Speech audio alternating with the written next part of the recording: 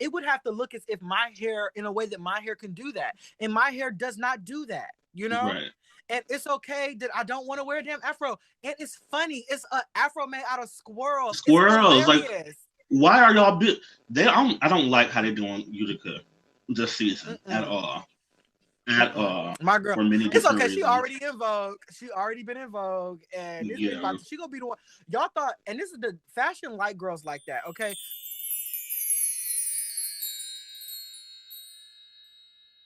Hey everybody, welcome back. Welcome back. We're so glad to see you. I know we took a week off last week. I mean, wasn't nothing really happening anyway. Did y'all really want a whole episode about COVID? Gross. I don't do it. P.S. Your homegirl Juanita has been vaccinated. She got both her shots. So I'm about to put on my dating profile, on my grinder, on my scrub. Vaccinated versus bottom slut. Yes. I'm about to put that in my profile. Actually, I changed my profile on Scruff again to plow my hole.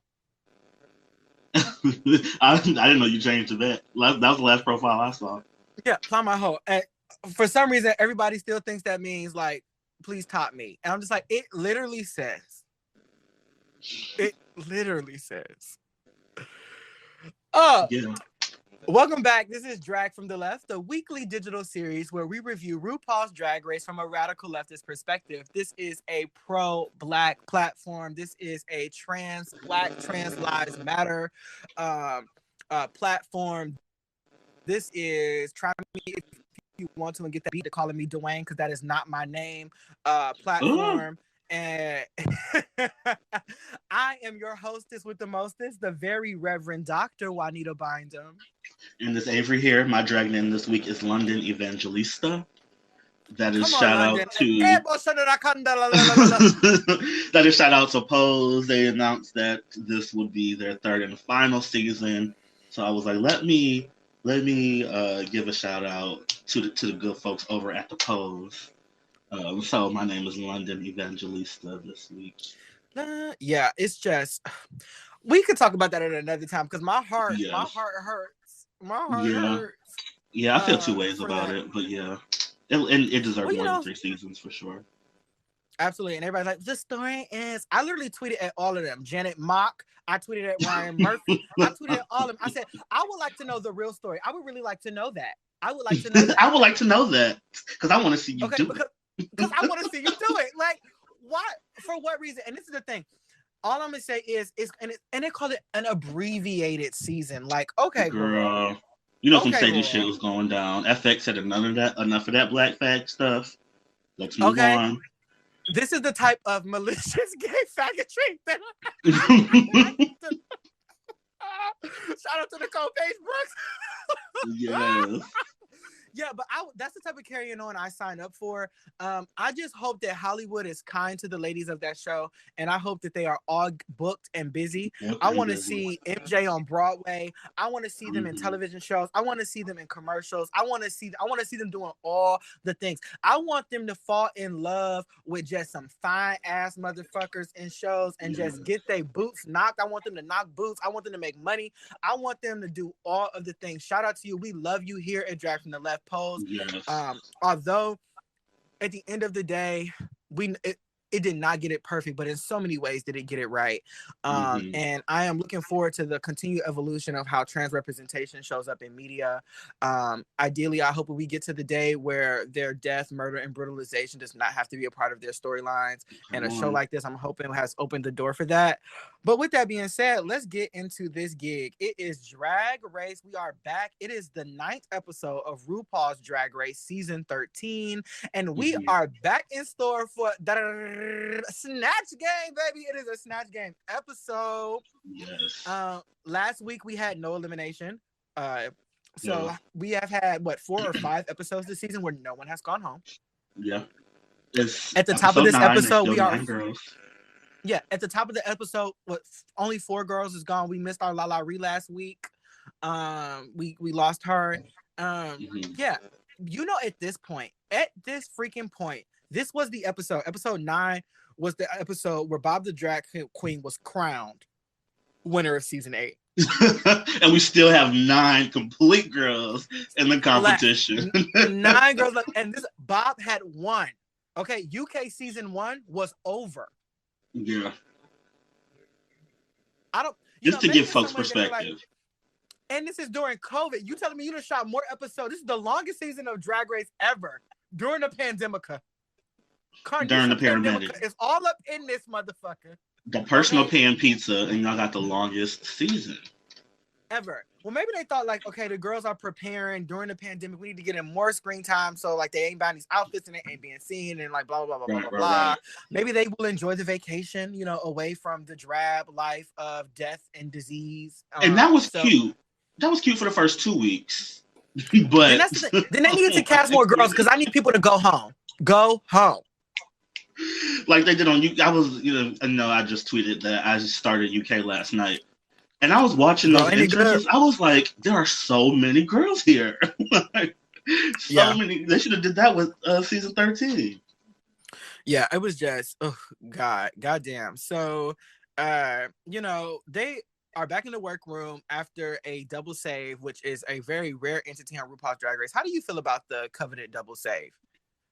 They're unnecessary, I think. And we touched on this briefly 2 weeks ago. They're wildly unnecessary. Like we said, there's only been one that we've agreed with, and that was Alyssa versus Tatiana. Those two both definitely deserve to stay. And that wasn't, as we said, that wasn't a standard week, right? It was girls fighting to get back into the competition on All Stars 2. Yeah. Every double save, every double save besides that one of them could have gone home. Like there was a girl who was better. They both were great, but it was supposed to be the girl who was better. So right. Somebody can go. Candy would have gone. I told you, like, I really thought Candy did a good job, but like, I feel like there might be a shift. Like, I feel like 2 or 3 times throughout the show so far that Candy has gone through this evolution where again and again they're getting these little wake up calls. And like, I think that might be good, and I'm hoping that we see them not go home for a minute. The mini challenge. I feel opposite. I guess we're gonna get into it. The mini challenge this week. Okay, so let me tell you this. RuPaul go start the mini challenge talking about back in my day, we made our drag from whatever we could get our hands on, and I was in this band. Come on, talk about this. Talk about this. I want to know is it or is it not appropriate for your drag to be homemade, for it to be crafty? So when is it and when is it not? Like, because what's the narrative here? I'd like to know. I would like to know that. What is the standard here? And I guess what folks can say to combat this is, he was saying when I first started out, because people expect a more elevated drag on RuPaul's Drag Race than when you're first starting out and making it from whatever. But also, what are the rules here? They seem to change based on whoever you're critiquing, which is the problem. Yeah, and we'll get to that. We'll get to that. How these rules? Okay, one time the rule is like this, and then the next time the rule is like. So are there any rules at all? Okay, so they do this mini challenge, and they up there. I'm not even gonna get. They was up there in these little scraggly daggly little fishnet kind of clothes. They were supposed to do a little rock and roll. Tina Burner had her flappy little. Talk about baby like Tina got cakes. Now I'm gonna tell you what, Tina's booty's soft. Now soft booties will jiggle like that. That is a real soft booty. But I don't think Tina got the cakes now. I'm not taking that. I wrote in my notes. I wrote verbatim. I'm gonna read it. I could have gone my entire life without seeing Tina's bare ass cheeks, because I could have. Like, I didn't need all that. I mean, but nevertheless, like Mama won. It's COVID. The slightest things kind of get me going. I was like, okay, little naked booty. All right, girl, do your thing. Right. But nonetheless, Tina won the mini challenge. She gets a $2,500 gift certificate to Snag Tights, which is a hosiery company that caters to large bodies. And their tights are really, really good. They have a lot of fun patterns and whatnot to wear up under your shorts, to just wear. I might go buy me some myself. So that's the mini challenge. And because it's Snatch Game week, we get right into the gig. Right into the motherfucking gig. So let's go through these Snatch Game characters that everybody has chosen to perform.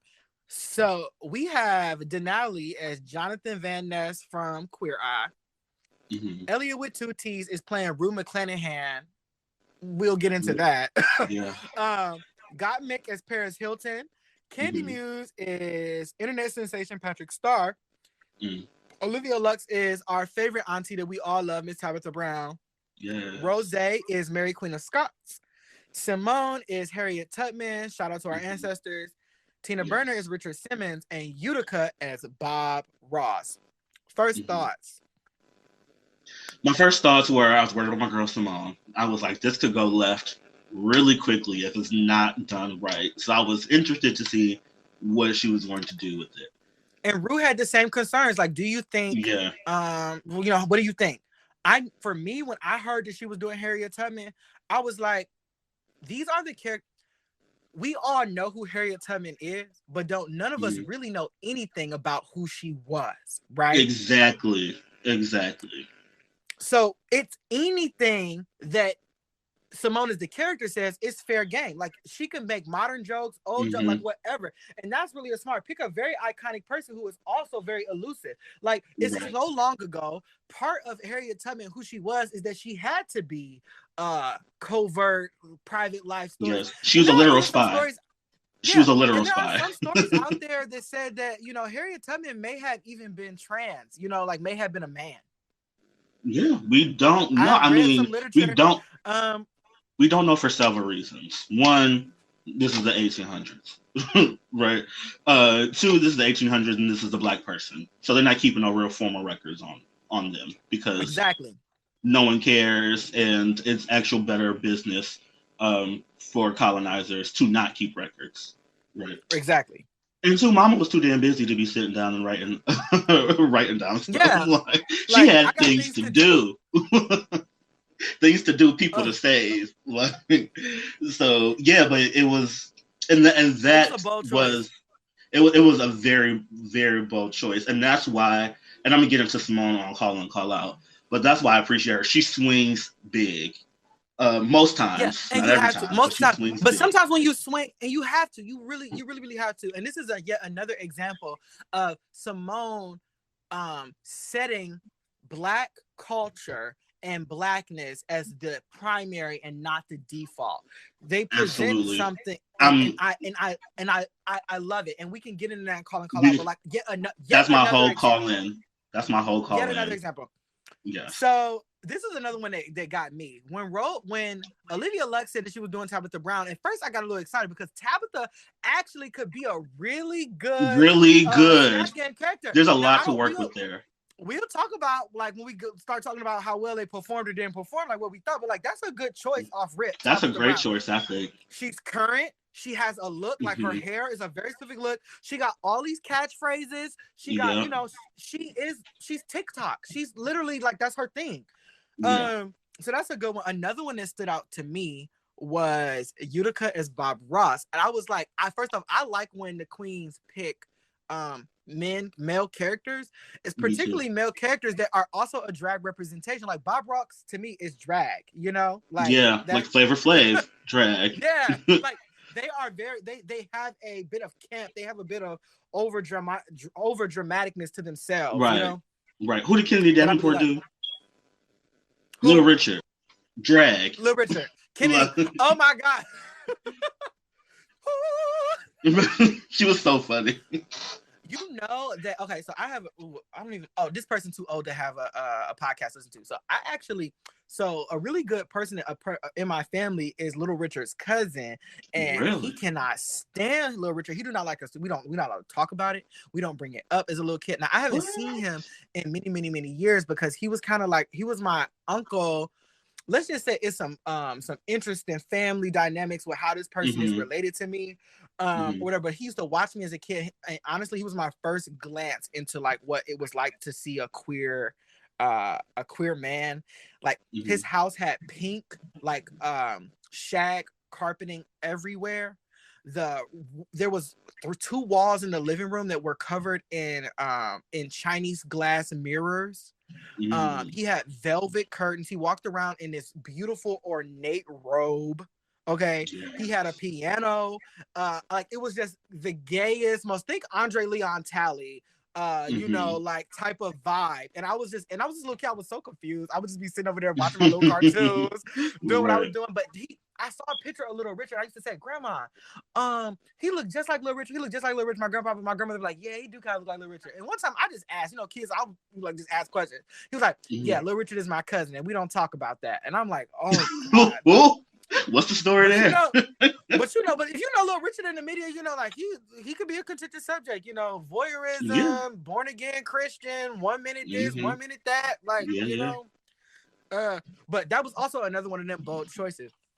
But what I want to talk about with Utica is, and I don't think I need to save it for Call It Call Out. I'm gonna just say it now. Like when Utica said with the squirrel hair and was like, I don't want to wear an afro. Why do Rue want to give her so much pushback for talking about? Thank you. I don't want to wear this damn afro. Like, why is saying I want to be culturally sensitive?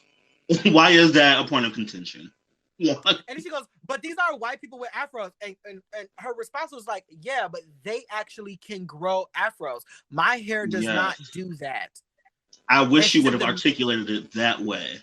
Because she was saying I want it to be authentic. An afro for her is not authentic. That's what she was trying to communicate. Right. Because she said the wig would have to be so spot on. And when she said that, what she meant was it would have to look as if my hair, in a way that my hair can do that. And my hair does not do that, you know? Right. And it's okay that I don't want to wear a damn afro. And it's funny. It's an afro made out of squirrels. Like, why are y'all I don't like how they're doing Utica this season at all.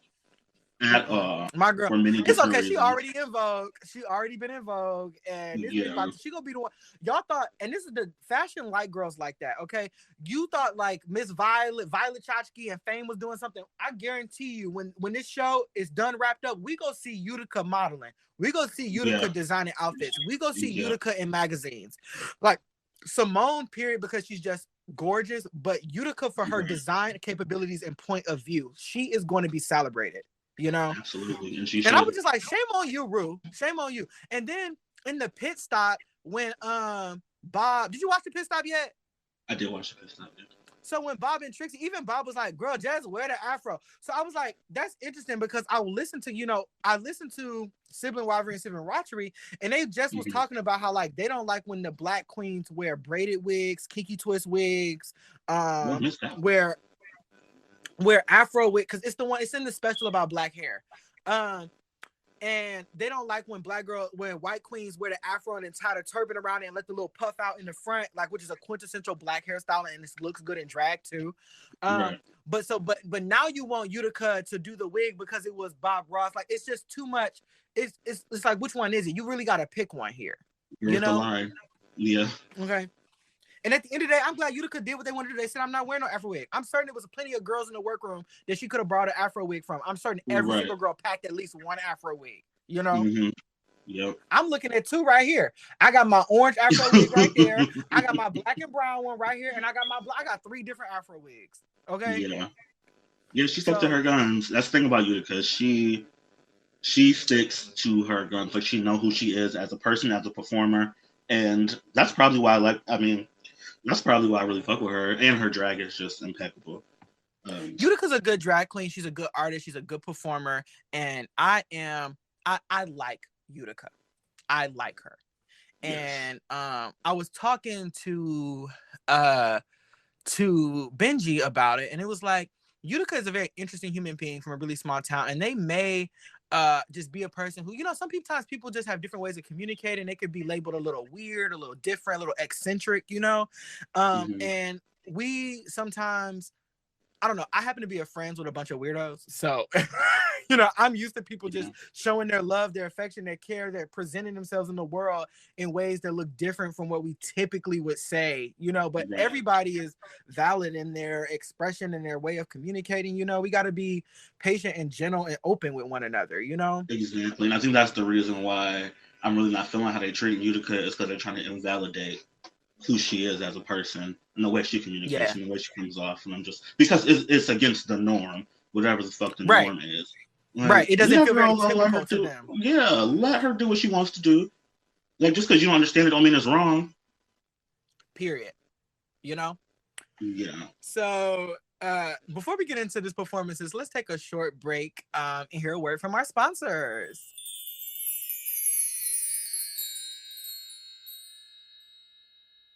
Hello, everybody, and we are back. Thank you so much, sponsors, for always supporting us here at Drag from the I Left. can't with you. All right, let's get back. Let's not. No, let's just not even explain. I'm not even audience. We're gonna leave. Let's just get back into it. So we have. Before we get back, wait.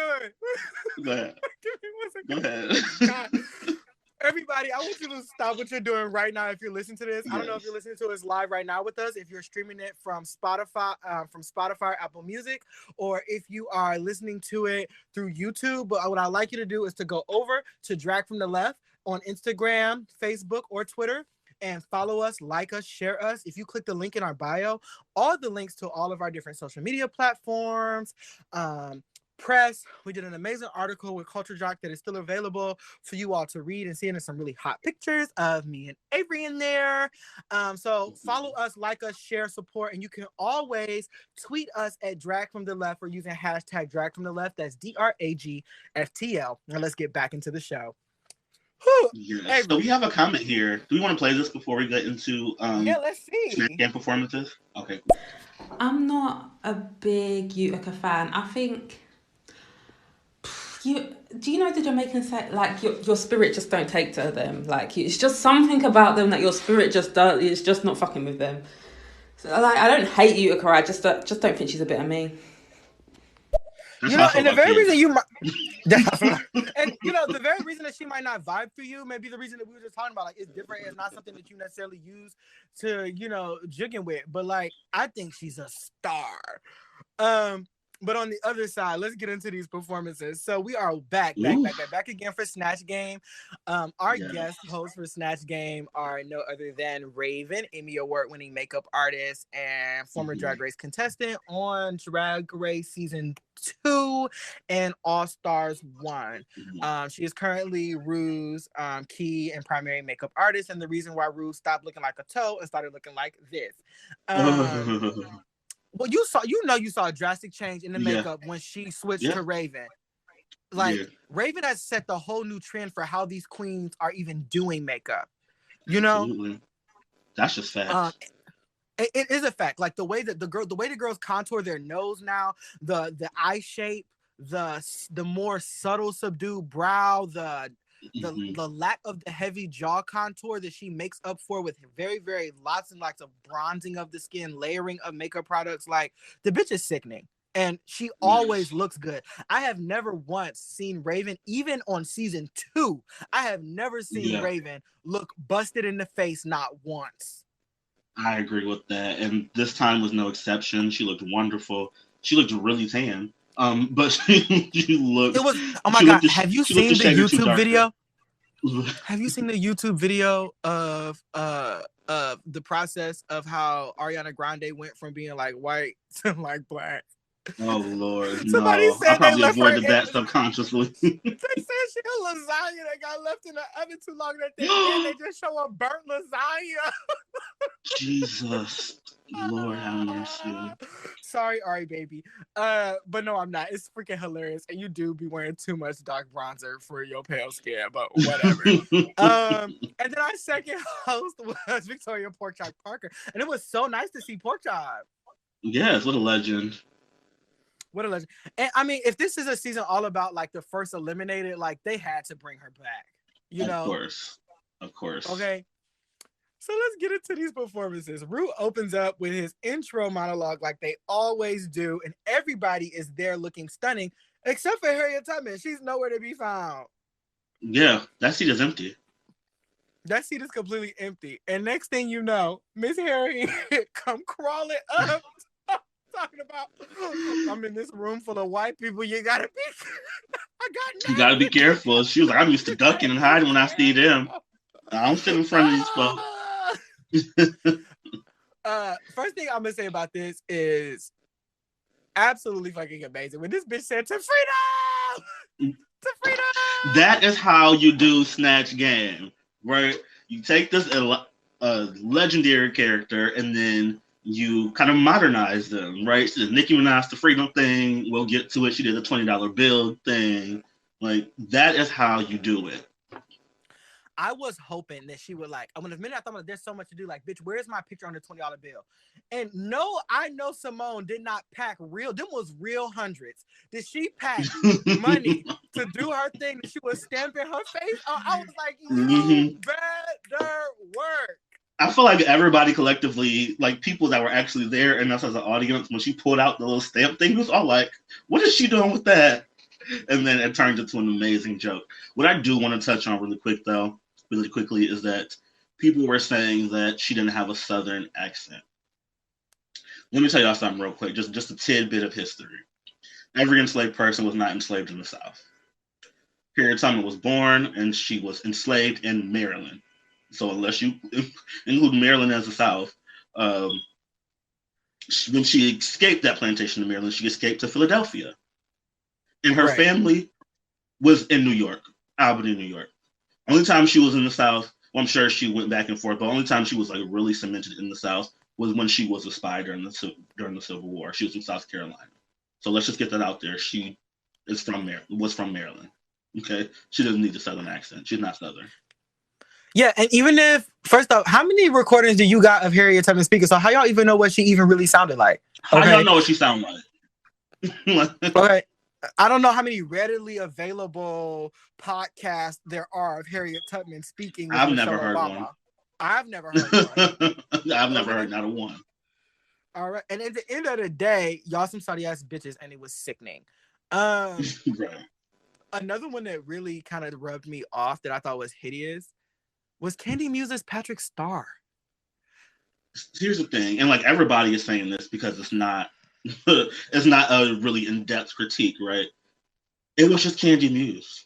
Like, it was just as sickening as her makeup was, and I don't even like Candy, but I can say that she was painted and she looked great. But there was no characterization there. Like, and that's the thing with Candy. Anytime she has to be in character, she's never in character. She dresses different, but it's just Candy dressing different. There's no characterization ever. And to be honest, at this point, the look wasn't right for me. So I don't know if you're familiar with Patrick Starr, but Patrick Starr has a very specific way that they do their makeup and paint their face.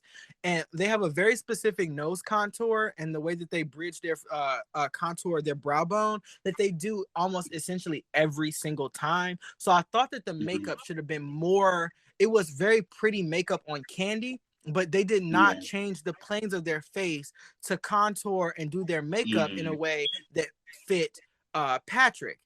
Also, Patrick, when they are on their show and when they're dressed in full drag, Patrick is very like bombshell big girl body, you know?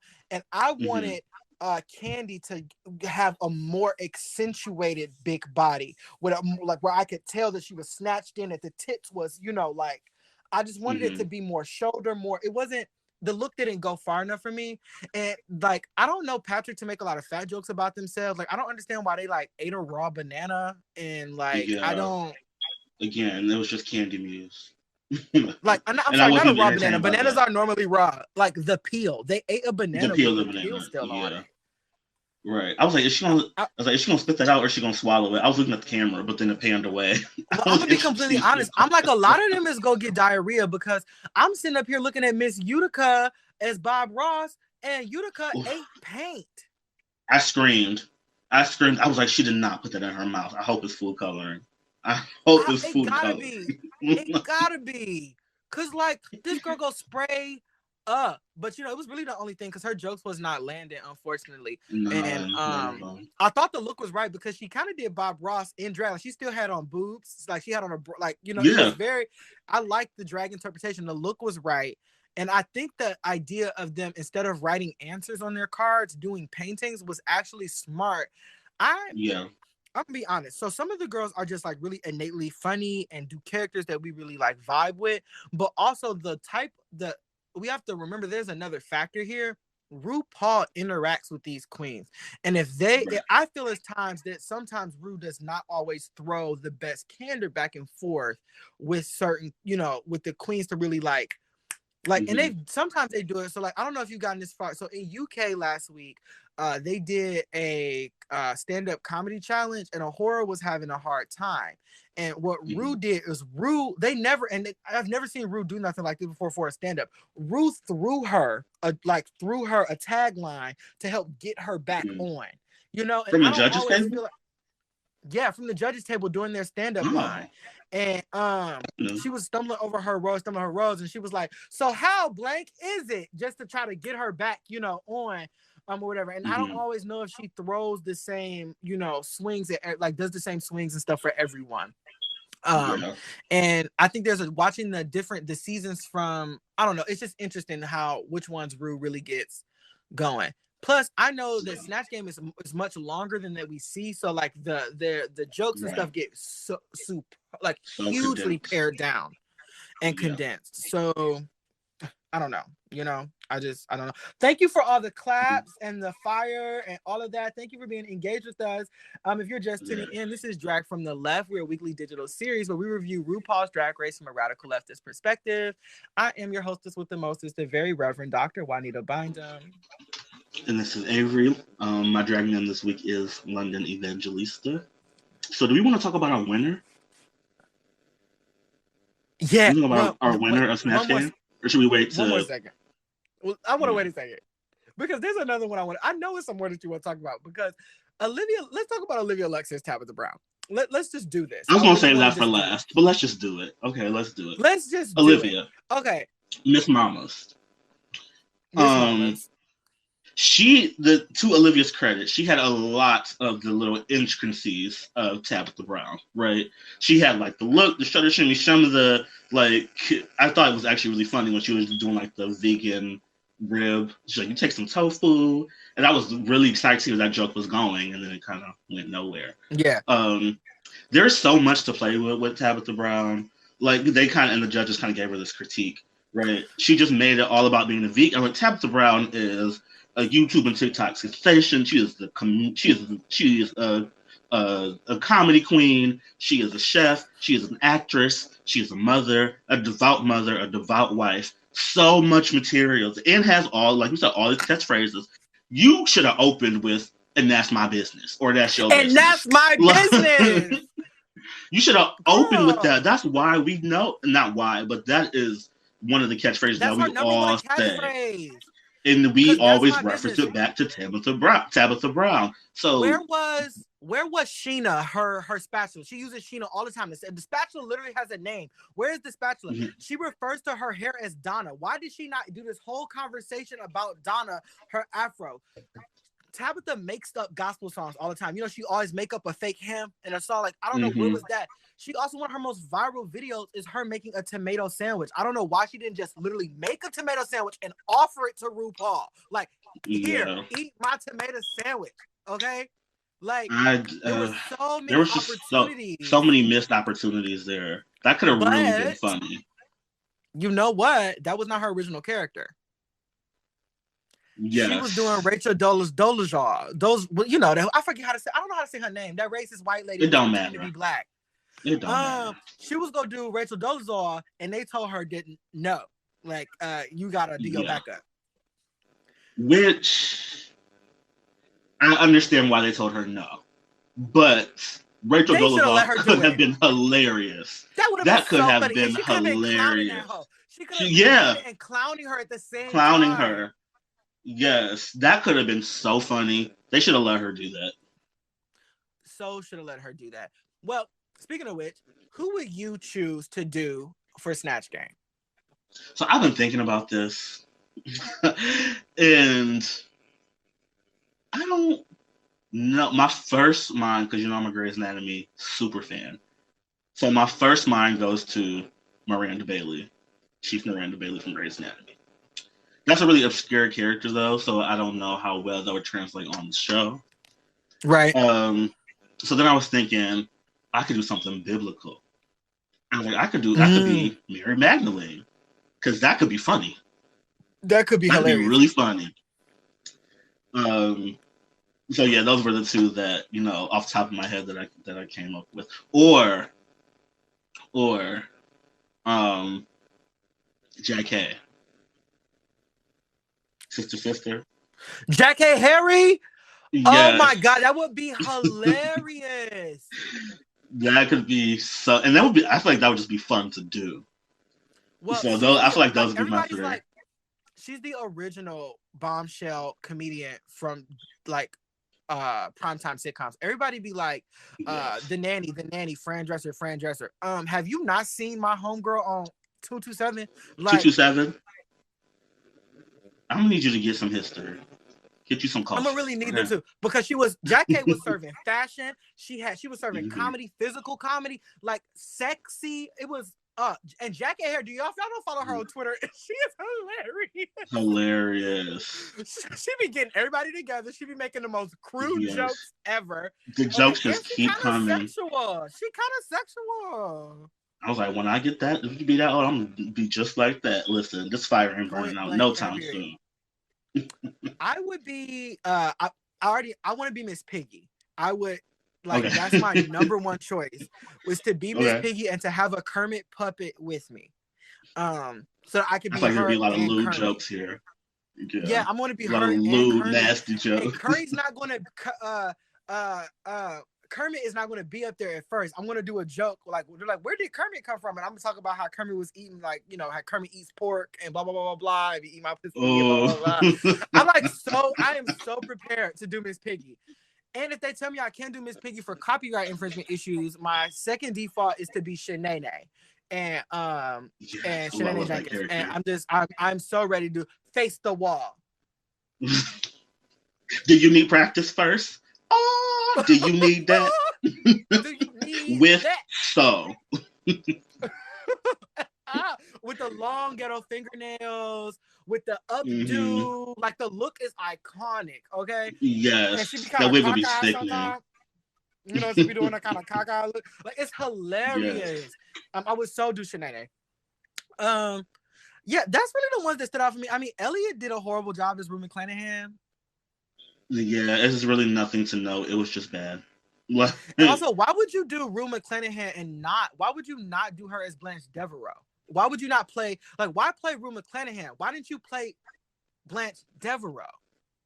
Yeah, I don't think Elliot thought this through very well or very thoroughly. And,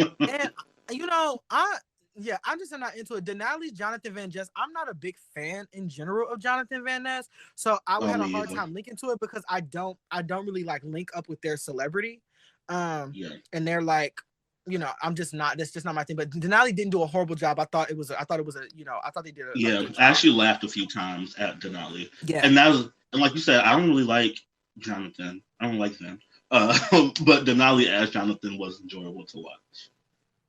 But let's talk about the winner of Snatch Game, baby. Spoiler alert, winner of Snatch Game is the lovely Gottmik as Paris And Hilton. they deserve every bit of this win because that bitch was hilarious from start to finish. Insert Nancy Pelosi clap, okay? Yeah. I am applauding. This is from the very time she opened her mouth. It was straight comedy. She did not miss the opportunity to land a joke. That is, I said that Symone is how you do Snatch Game, and that is true. But Gottmik is also how you do Snatch Game and do it perfectly. She deserves that. I have not seen that type of, it was so quick. You could tell that they had some pre-planned out things, but they were just living in the character. Yes. It reminded me of, which I don't think Monet gets enough credit for this, but Monet as I'm sorry. Monet as our poet laureate Maya Angelou had that same type of quickness, where it was hilarious, and they found all these little bob and weave in between moments, to do. But when she opened and she was speaking in the normal Gottmik voice, like, let me know when we start recording. And then yes, I was like, she won. She won. I'm so embarrassed. I'm so embarrassed. She won. It was everything. She so here's said, the thing about my sister married a Rothschild. I am the poor sister now. Here's the thing about Gottmik in their drag, holistically, not just speaking about Snatch Game. They are committed, like a level of commitment that is admirable, like standing ovation. Like when I get really deep into my writing creative career and doing all that, I want to show every single time I have to show up, every single time I have to write anything or speak anywhere, I need to be as committed as Gottmik is. Yeah. And we've talked about this a few episodes ago, how seeing other people do their art and just do what they love to do motivates us to be full out in our art. Gottmik is one of those people for me too. That might have been who was talking about first. that last time I can't remember. But she is that kind of queen for me. Just everything. Yeah. It was so good. The look was right. It was also, what I also mentioned is her makeup was so spot on. Mick looked like just Mick looked like, what do they be saying? Like just like passable, unclockable fish or whatever. Like they just look like a cis woman, like a typical look, which I know they've talked about before in their drag, that sometimes that's difficult for them to do because it sometimes makes them feel and make others feel like it invalidates their identity as a trans man, right? When they present so in a way that people deem fitting like the binary appearance of a woman, right? It was stunning. And she looks sickening. And I can tell what's happening is Mick is so comfortable in Mick and who they are that it is allowing them not to have to worry about that bullshit. You know, Mick is going to come out there and they're doing, I can tell every time they go on the stage, they're doing the very best job that they have to give. And it just so happens that that's quite frequently at the top. Okay. Okay. And that is not, and that is something to applaud because this is a talented group. It is. It's one of the most talented and prepared group of queens. And can you imagine if these same 13 girls was able to get ready without a pandemic? Like, my God.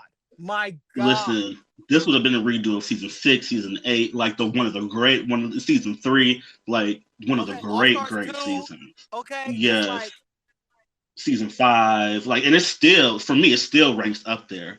But yeah, this is a great season of RuPaul's Drag Race, even though they are getting on my nerves and giving me blue balls with these eliminations not happening. But let's get into some That's not the queen's fault. That's not their fault. Let's get into some eliminations. So the category this week on the runway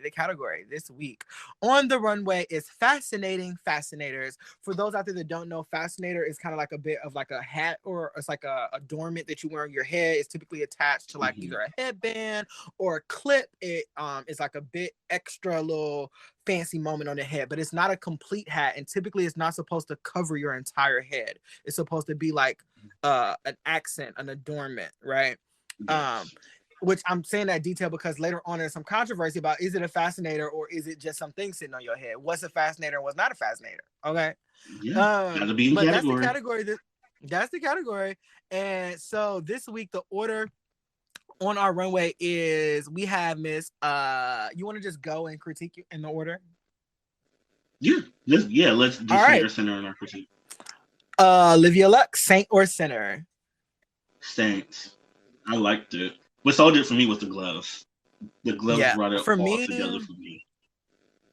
I said Sinner initially, and I'm gonna just stick with my first thought and say Sinner. It's because to me this is my least favorite thing that I've seen Olivia wear. Besides I didn't like their entrance look.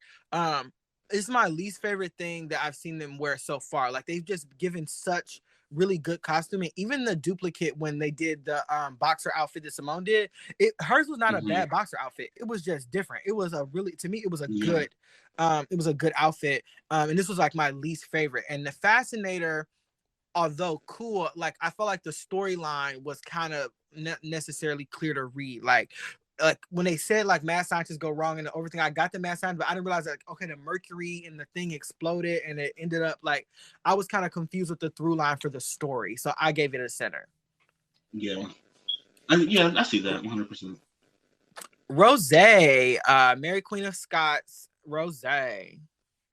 I gave Rose a Saint with a capital SAINT because she looked Same. so good.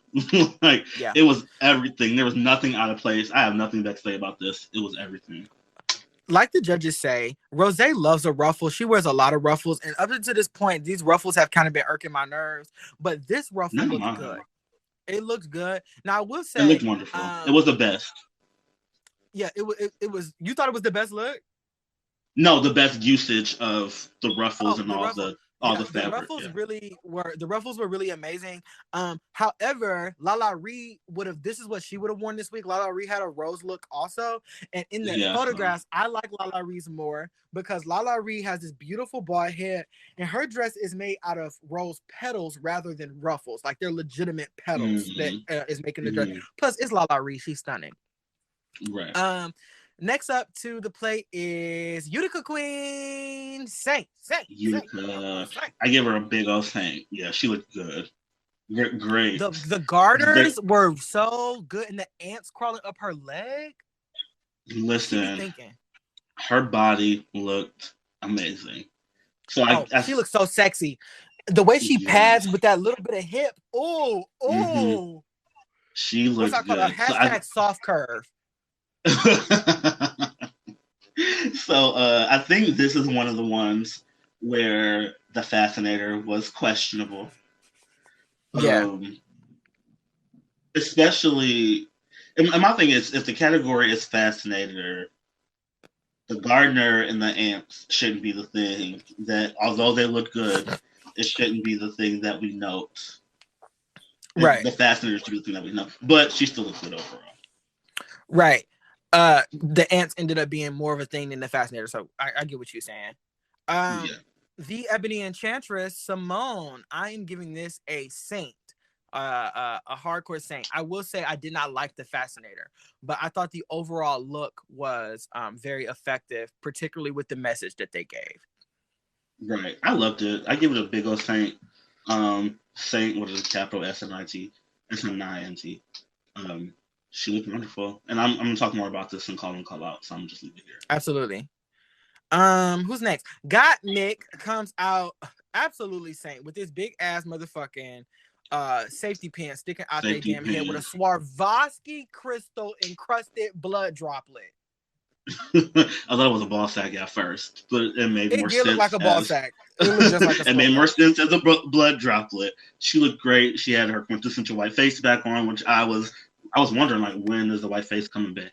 So I'm glad it's finally back. And the outfit itself was just, it was. And they said it looked like clothes, and that's what I liked about it. It was very fashion forward. It was like, it's a lot but it's like that. We all know that person that is fashion forward, that will go outside in the kilt with the jacket, with the socks, with the necklace, with all the things, and it was stunning.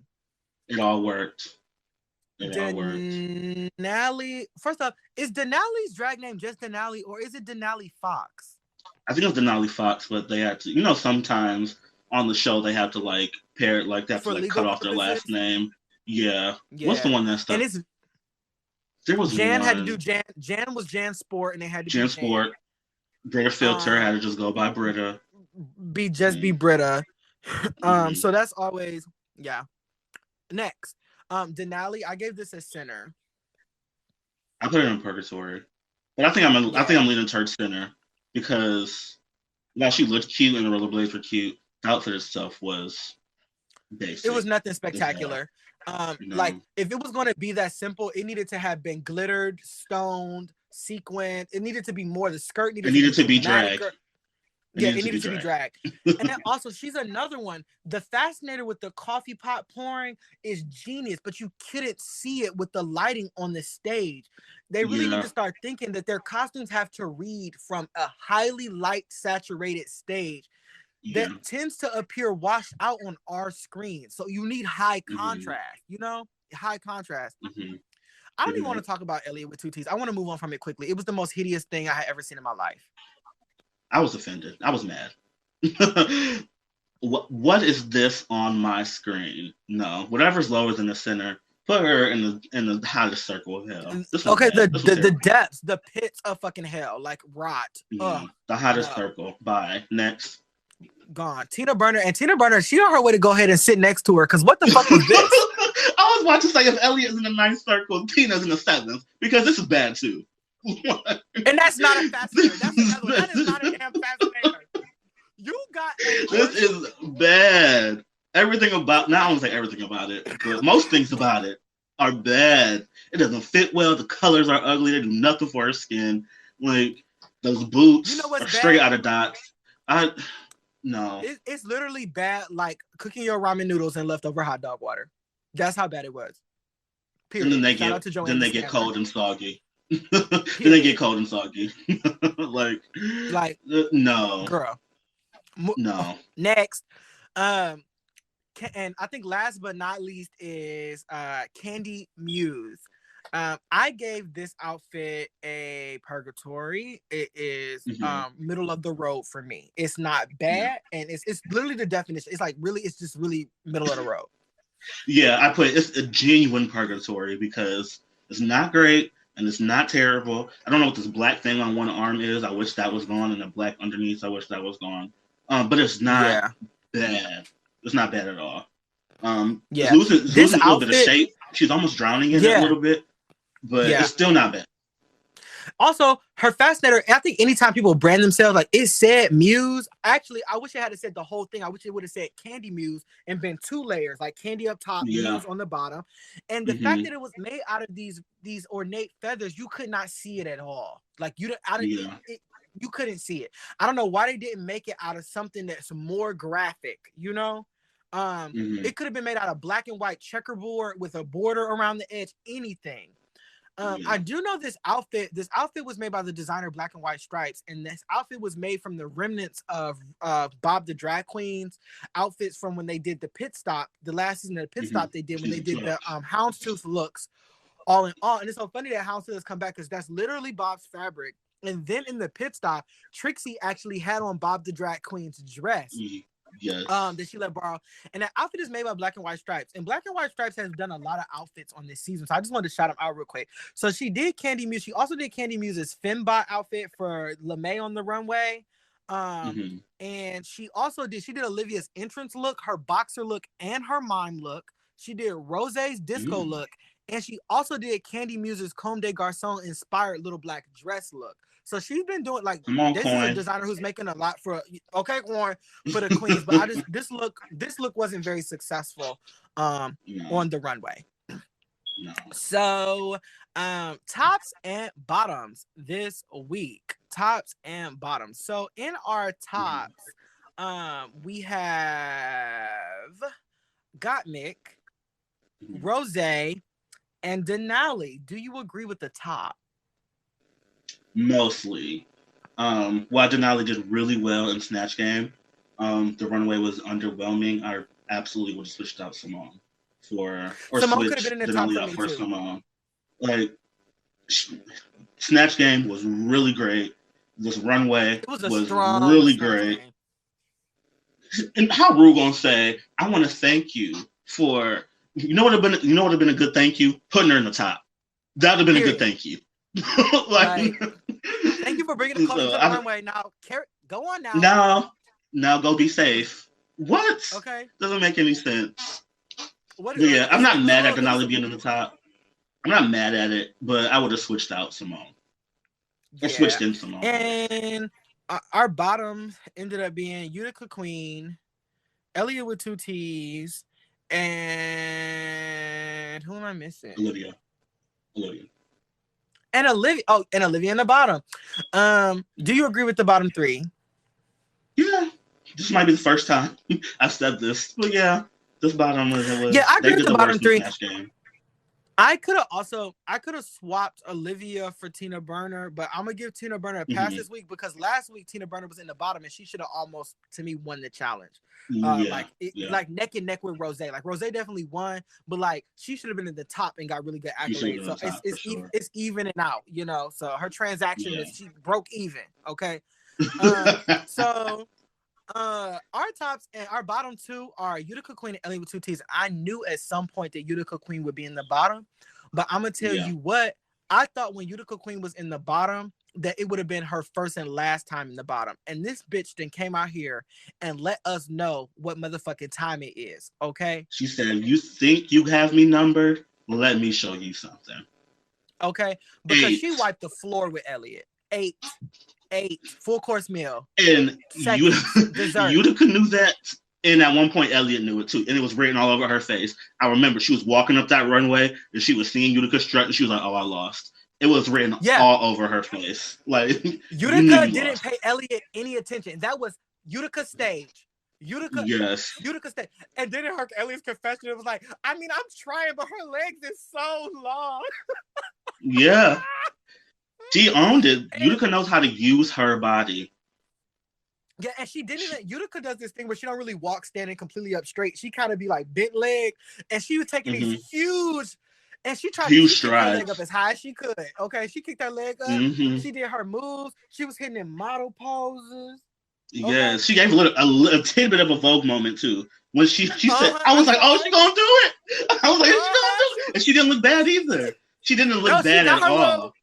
Yeah. Patter left, right. She got her patter. Okay. Somebody taught her that one bit. She was like, I'm gonna do this one little slice of it and I'm gonna do it good. And I'm gonna do I ain't mad at that. That's it. I ain't mad at that at all. Okay, and if you can't tell from the affect in our voice, the winner of the lip sync was Utica Queen. Goodbye, Elliot and True Tease. Okay. It was time to go. Elliot's farewell line was, "It took y'all hoes 4 times to get rid of me. Be kind and make it whole. XOXO, Elliot with 2 T's." Bye, girl. Bye, girl. Bye, girl. Like, whatever. Have a good day. Are you genuine block? Are you? I just bye. Good Are you night. Miss Mamas? Are you Miss Mamas? Are you? I am yes, God. I am yes, mama. Okay, okay, girl. Are you really though? Okay, beat me up, Teletubby. Take me to Mars. Okay, bury that. Okay. I'm acting. Okay. Lord, it's Janet. Okay, girl. So farewell, we finally have the people that are left in the competition. Now we are, in my opinion, the girls that are left, each and one of them are sickening. Now we have all the you don't like Candy Muse, but all I'm gonna say is at least the girls that are left, Elliot should have been gone. It should have been Elliot, Kimora than Elliot, and I was good Kimora, Elliot, and no, she should have been the front half. I know.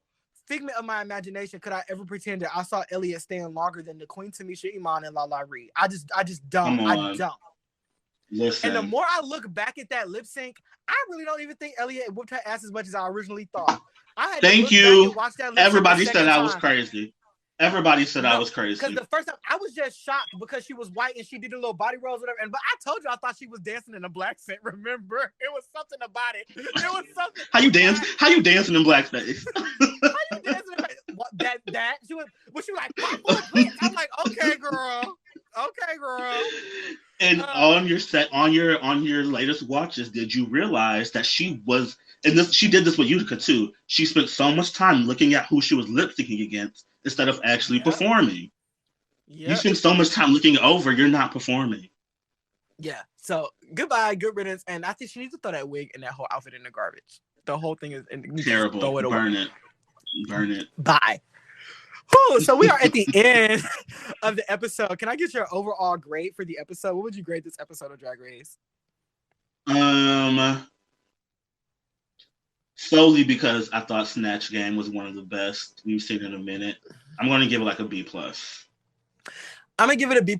For me to get an A+, it has to be one of those lip syncs where I fall out my seat. And it was a sickening lip sync nonetheless, but it wasn't one of the ones where you'd be like, ah! So I give it a B+ as well. My current front runner is still Symone. How about you? Yeah, mine has not changed since week 1. It's still Symone. But I will say that top row of Snatch Game, Symone, got Mick, Rose, Tina Burner. That should be our top 4. I think it might be. So I know for a fact that the top And you know what they said in Pit Stop? I'm sorry, I'm going all over the place, but in Pit Stop, Bob was like, you made that bold statement, Rose, talking about you gonna be in the finale 4. Like, look at the material. Rose not stupid. Yeah. Of course she in the top 4. Look at the girls. Look like, and I tweeted at Rose because Rose was like in the episode when they finally won, it was like, up until this point, I thought I was gonna come in here and slay it, and I haven't up until this episode. No, Rose, you've really been doing a good job and been consistent the entire time. You only won You once. haven't won every challenge, but you have not yet to do something that was horrific. You are doing a good job at Drag Race, and to me, you're doing a good job at Drag Race. Point blank. Period. Absolutely. Okay? Absolutely. At the our final tally so far: Symone with 2 wins, Got Mick and Olivia all tied with 2 wins, Denali with 1 win, and Rose with 1 win. So that's what we have, so far. Okay, that's our count so far. Candy Muse up to this point has been in the bottom 2 and had to lip sync twice. And has no wins, right? And has no wins, and she has some other bottom weeks and safes. So we will. And going into episode 10, we're more than halfway through the season. If you haven't won the challenge yet, it's not looking good for the win. It's statistically unlikely that Candy will lose. That Candy will win Drag Race. It's not going to happen. It's not looking good. I don't know. Yeah. Has a queen ever won that's been in the bottom twice? I can't even think of one. It's not coming to me at the moment. No. I don't think it's ever happened. I know queens have been in the bottom once, but never twice, and not twice in one. So. No, I can't think back far enough to season 1, but I don't. No. Evie was in the bottom one time. Now people have made it to the finale and been in the bottom multiple times, but not one. I don't think. So yeah. I want to do one more fun fact before we wrap up our one more fun fact before we wrap up our episode, and it's inspired by Gigi Good, who surely let us know how many thousands of dollars she made by the episode she had to do her commercial. So at this point, the competition, Symone has won $10,000, Got Mick has won $10,000, Olivia has won $10,000, Rose has earned $5,000, Denali has won $5,000. And Tina Burner has won $2,500. So far these are the girls who have got some cash prizes, and this is what they are equal to. Thank you all so much for tuning in to another week of Drag from the Left, a weekly digital series where we review RuPaul's Drag Race. We'd love for you to continue to engage with us. Please follow us online at Drag from the Left. That's DRAGFTL. # Drag from the Left at Drag from the Left on all social media platforms as well as streaming networks. I am your hostess with the mostest, the very Reverend Dr. Juanita Bind'Em. And this is Avery. My drag name this week is London Evangelista. Shout out to Pose. And we will see you next week.